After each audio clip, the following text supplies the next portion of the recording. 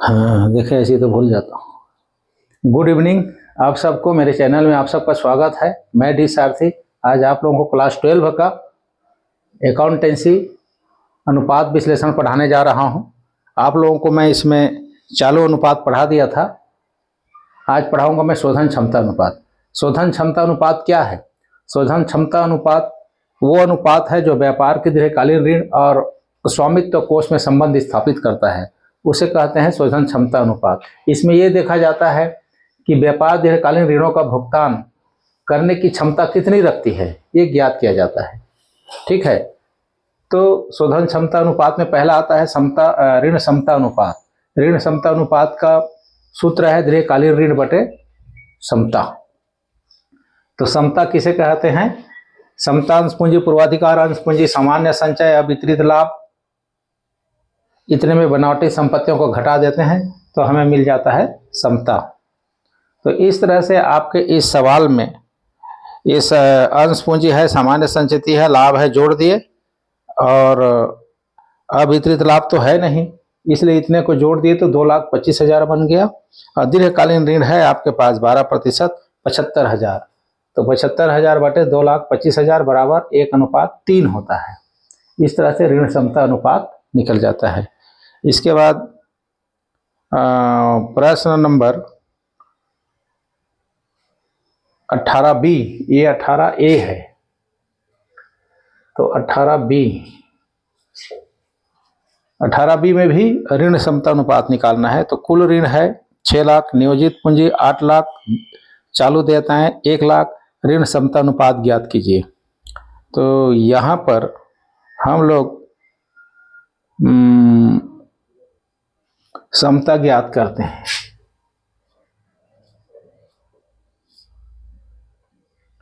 समता बराबर नियोजित पूंजी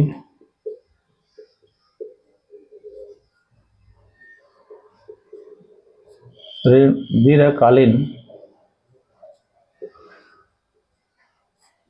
ऋण। तो नियोजित पूंजी है 8 लाख,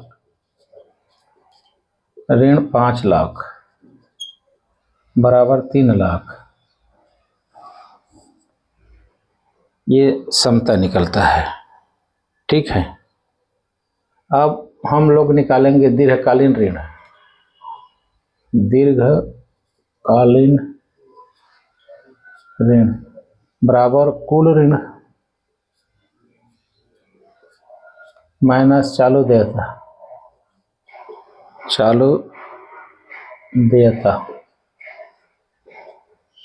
तो कुल ऋण 6 लाख, चालू देयता 1 लाख बराबर 5 लाख।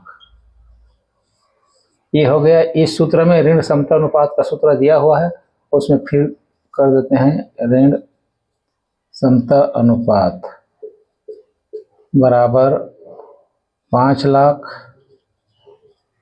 बटे 3 लाख। ये काट दिए, 5:3 आ गया। ठीक है, अब है 19 नंबर सवाल।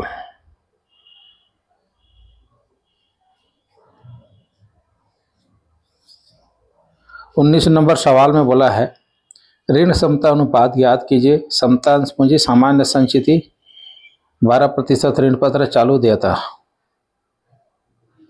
प्रारंभिक व्यय। ठीक है, तो सूत्र तो यही है, यहाँ पर भी समता निकालना पड़ेगा। समता बराबर अंश पूंजी है आपका 4 लाख,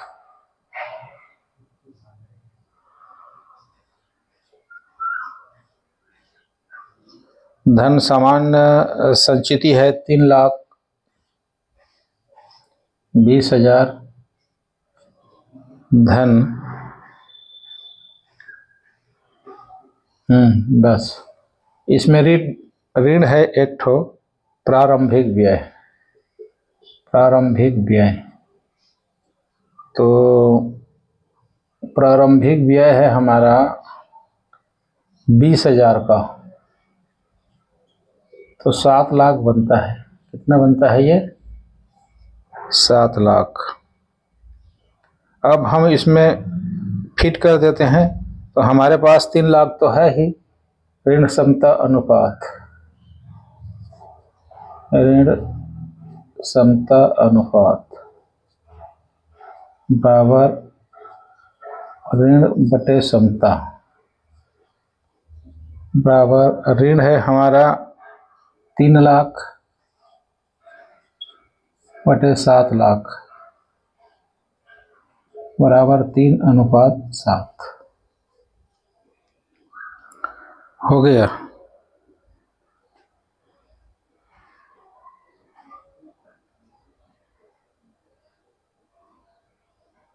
इसमें आते हैं हम लोग क्वेश्चन नंबर 20।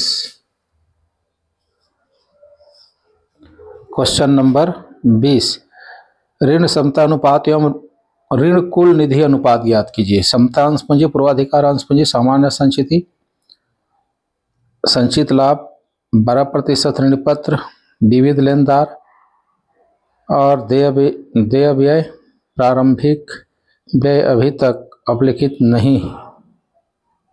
नहीं है। तो यहाँ पर हमारा आ जाएगा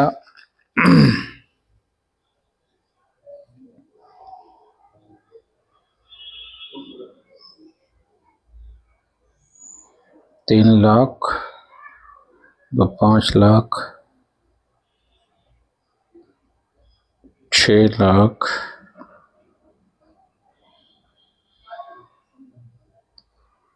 3 और 2 5, 3 लाख, 4 लाख, 6 लाख, 7 लाख।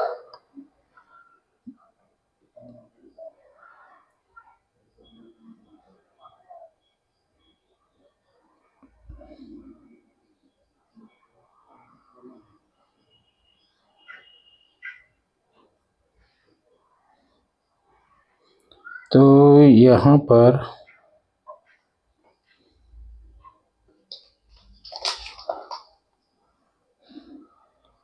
क्षमता में आ जाएगा 3, 4, 2, 6, 7 लाख।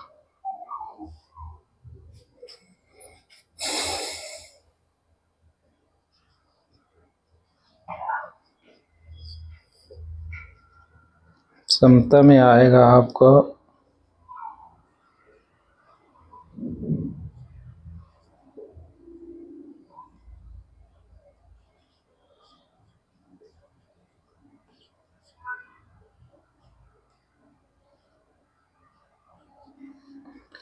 पूंजी धन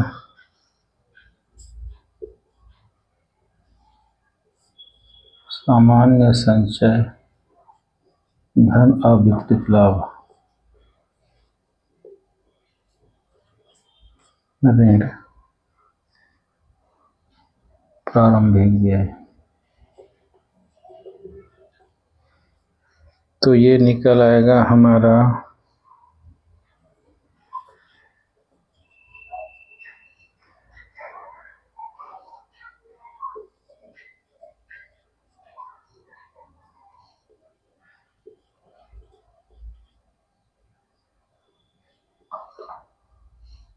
अवितरित लाभ 1,20,000, ऋण 20,000, 3, 4, 2, 6, 7, 7 लाख होगा। 7 लाख।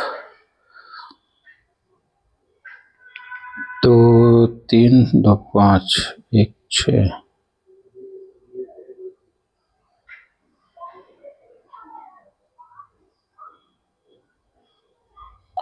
इसके बाद हम लोग ये निकाल लेते हैं कुल निधि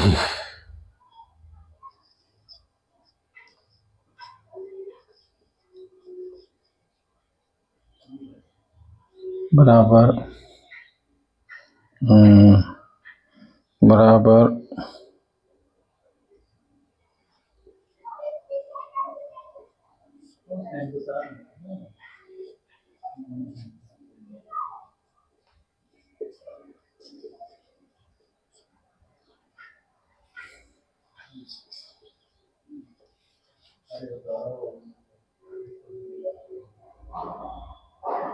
दीर्घकालीन है 3 लाख।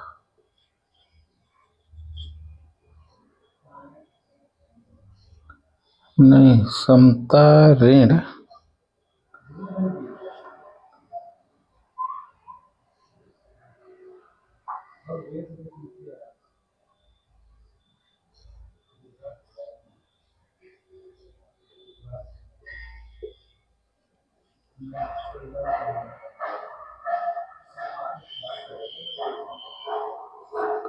अब हमको निकालना है ऋण समता अनुपात। ऋण समता अनुपात ऋण बटे समता।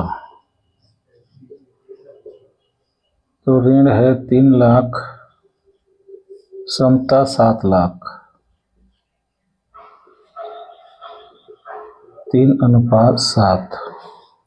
अब निकालना है ऋण कुल निधि अनुपात।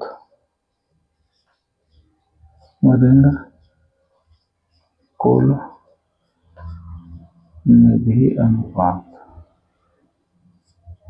बराबर